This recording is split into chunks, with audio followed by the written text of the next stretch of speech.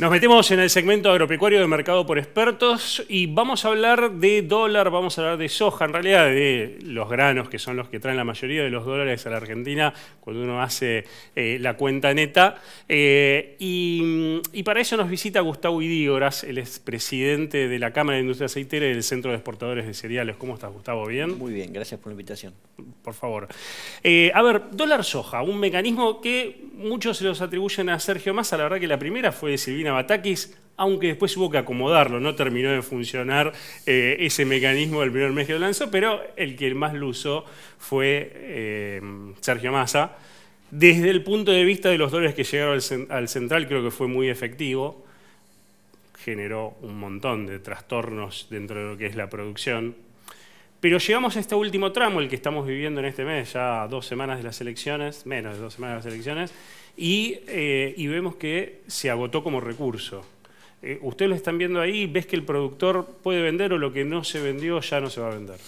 La verdad que tuvimos ya 5 ediciones del dólar soja. Cuando el gobierno nos convocó para comentarnos la idea que tenía, dijo es por carácter excepcional, único e irrepetible. Y como todo sucede en Argentina, lo irrepetible se vuelve a repetir cotidianamente.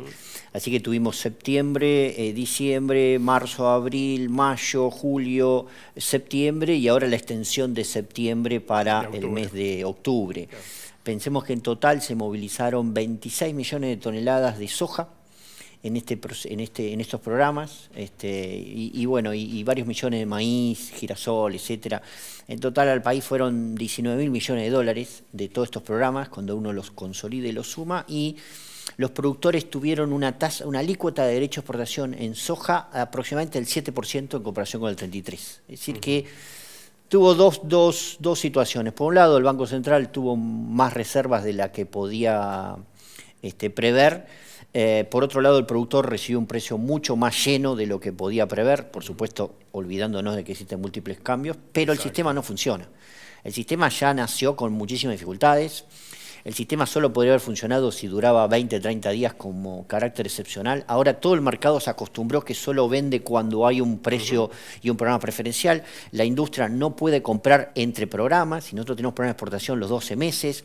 Después que se van los programas, los precios quedan altos, porque el productor dice, mirá, yo vendí la semana pasada a 180.000 pesos la soja, ¿por qué ahora te lo voy a vender a 100.000? Bajo ningún punto de vista. Entonces generás distorsiones y ni que hablar la industria local, avícola, porcina, etcétera. Así que yo vengo diciendo mucho, hace varios meses, este programa tiene que dejar de existir. Tenemos que ir a una unificación del tipo de cambio. Claramente faltan dólares en Argentina, y la contienda electoral se ha puesto mucho más dura, con lo cual la extensión del programa de octubre no va a tener ningún tipo de resultados reales en el mercado. ¿Cómo enfrenta el sector aceitero este tema, teniendo en cuenta que ya queda muy poquita soja en el mercado? La bolsa de Rosario habla de unos 4 millones de toneladas aproximadamente, y la nueva cosecha va a llegar recién en marzo, abril del año que viene, y tenés un montón de meses, 5 meses por delante, 5 o 6 meses. ¿Cómo va a ser para trabajar el sector? El sector ya está trabajando con una capacidad ociosa que en el mes de agosto superó el 60%, algo que jamás había sucedido en la historia. Si tenemos una capacidad de industrialización de 70 millones de toneladas, solo funciona el 40% de ese total. El programa de septiembre ayuda un poco a sobrevivir en octubre, pero a partir de noviembre hasta, como vos decís, abril, cero. Y no se ven tampoco una expectativa de que esos 3, 4 millones de toneladas disponibles puedan ser una oferta real de mercado. Recordemos que nunca llegamos a stock cero en ningún grano en Argentina, porque se trabaja contra otras campañas a futuro. Y además porque son stock más, si querés, teóricos también que reales y físicos. Así que en un contexto electoral de esta manera, con una capacidad ociosa del 60%, sin oferta de soja, lo que va a haber es suspensión de líneas de producción masivas de la industria de acá hasta abril del año que viene. Eso puede empezar a partir de noviembre. Eso a partir de noviembre. No tenemos ingreso todavía de soja importada, te iba a preguntar porque eso, el programa de Paraguay, ya Paraguay terminó su cosecha. Claro. Brasil ha expulsado, por decirlo de alguna manera, los millones de toneladas de soja a China. China está en el mejor de los paraísos recibiendo un producto de buena calidad a un precio muy bajo. Argentina tiene un precio FOB hoy de soja que es el más caro del mundo, porque ante faltante la industria presiona y está pagando un precio que en Brasil está 20-30% por debajo del precio de Brasil o de Estados Unidos, así que tampoco le podríamos vender a nadie, con lo cual es una agonía fruto de la enorme sequía que hemos atravesado y de un contexto cambiario y político muy inestable. ¿Qué implica para el sector y para la Argentina paralizar, frenar las plantas de noviembre? Pongámosle, la soja de Brasil puede llegar un poquito antes. Fines de febrero, marzo. Vamos a ponerle marzo como una fecha. Sí. Por eso, plantas cerradas noviembre, diciembre, enero y febrero, 4 meses. ¿Qué implica para el sector, para los trabajadores, para la actividad? Bueno, implica un golpe muy duro. Argentina es un país oferente todo el año de harina y de aceite y de biodiesel a Europa. Implica que, en primer lugar, que Brasil nos desplace de todo el sudeste asiático. En segundo lugar, que tengamos que enfrentar cierre de planta, de líneas de producción, manteniendo el 100% del plantel de trabajadores en todos los puertos y en todas las fábricas, pero también atendiendo al mercado interno, que va a estar en dificultades, porque el aceite hoy mezcla, que es con soja, también va a tener muchas dificultades ante el faltante. Por otro lado, el girasol entra más adelante, con lo cual vamos a tener un estrés de exportación, un estrés laboral y un estrés mercado interno. Es inevitable, no hay forma alguna de superarlo. Faltan 30 millones de toneladas de soja y tenemos un mercado cambiario que lo que hace es llevar a cero la oferta. Entonces, el contexto electoral y la sequía es un plan explosivo para la industria. ¿Y qué es lo que podría hacer un próximo gobierno para tapar ese bache lo más rápidamente posible? Bueno, lo primero que puede hacer el gobierno es una unificación del tipo de cambio. Y la segunda, eliminar los programas de incremento exportador. Yo temo que los próximos gobiernos, sea el que sea, ante el faltante de divisas, intente replicar un programa de esta naturaleza. Me preocupa muchísimo, porque la verdad que estaría dándonos una señal muy negativa, muy pésima, y dudo que el productor quiera ampliar la superficie de siembra para el próximo año si esto sucede. Te llevo al trigo, porque tenemos esta situación con los oleaginosos. Trigo, más allá de que el clima, la verdad que está todavía generando muchas dudas, ya se ha hablado de una producción de 15 millones de toneladas, cuando al principio de la campaña se esperaban 18. Pero pongamos que llueve, pongamos que eso se acomoda y que llegamos a ese volumen. Hay permisos de exportación había volumen que se iba a exportar el año pasado, que no se exportó, que se pagaron retenciones. O sea, hay toda una maraña bastante complicada. Pero los políticos y el próximo presidente, sea quien sea, mira, porque son los dólares que le van a llegar en enero y febrero, fundamentalmente. ¿Cómo ves que se va a dar esa dinámica de ventas, de exportaciones, y si el cereal está, ¿no? Sí, la proyección, como bien decís, era bastante optimista. Está bajando, sobre todo por la zona Santa Fe-Córdoba y el enorme impacto de la falta de lluvia. Tenemos 8,5 millones de toneladas que se prepagaron derecho a exportación y embarques que se tenían que realizar, que únicamente vamos a llegar a no superar los 3 millones de toneladas. Se va de 5,5 millones de toneladas ya registradas y pagadas.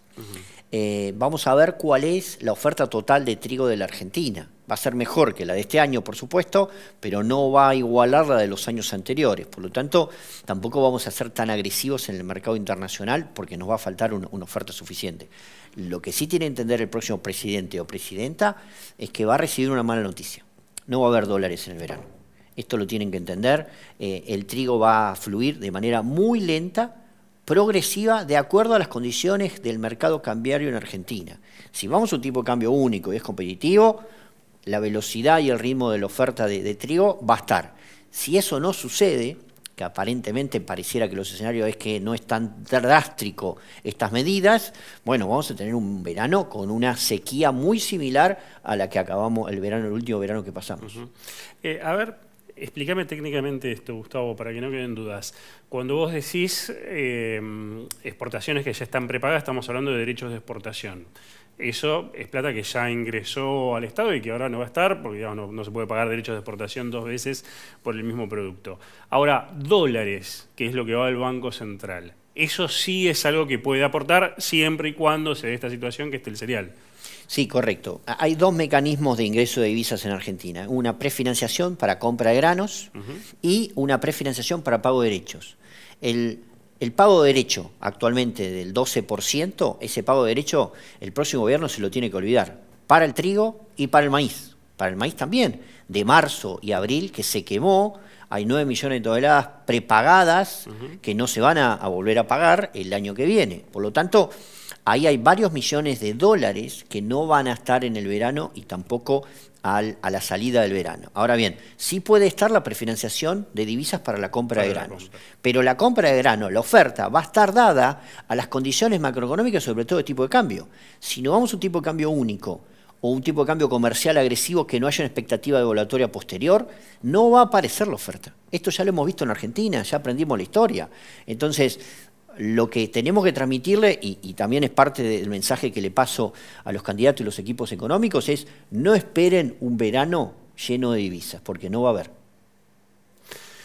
Gustavo, ¿alguna otra cosa que tengas para deprimirme hoy a la mañana? No, creo que la Argentina tiene... Una mirada positiva, no, cerrame, por favor. Argentina tiene condiciones para crecer, claramente. Vamos a tener un año 2024, o al menos el inicio de 2024, bastante complejo, desde el punto de vista agroindustrial, con una oferta de divisas muy limitada. Creo que a partir de ahí la Argentina puede despegar. Se espera una expectativa de una siembra de soja que sea mayor. La Argentina la salva la soja en el corto plazo. No hablemos de la minería ni del petróleo ni nada por el estilo. La Argentina el 2024 solo la puede salvar la soja. Entonces, el productor hoy por hoy, frente a las condiciones climáticas que hay, creo que está apostando a una ampliación de la superficie. Ahora, la oferta de esa soja va a depender de las condiciones macroeconómicas, y eso sí depende solo del gobierno. Esperemos que llueva por primera medida, esperemos que se mejoren esas condiciones macroeconómicas y aguantar como podamos hasta el mes de abril, que es cuando se empezaría esta dinámica. Así que, gracias, Gustavo. Gracias por la invitación. Seguimos con más Mercado por Expertos.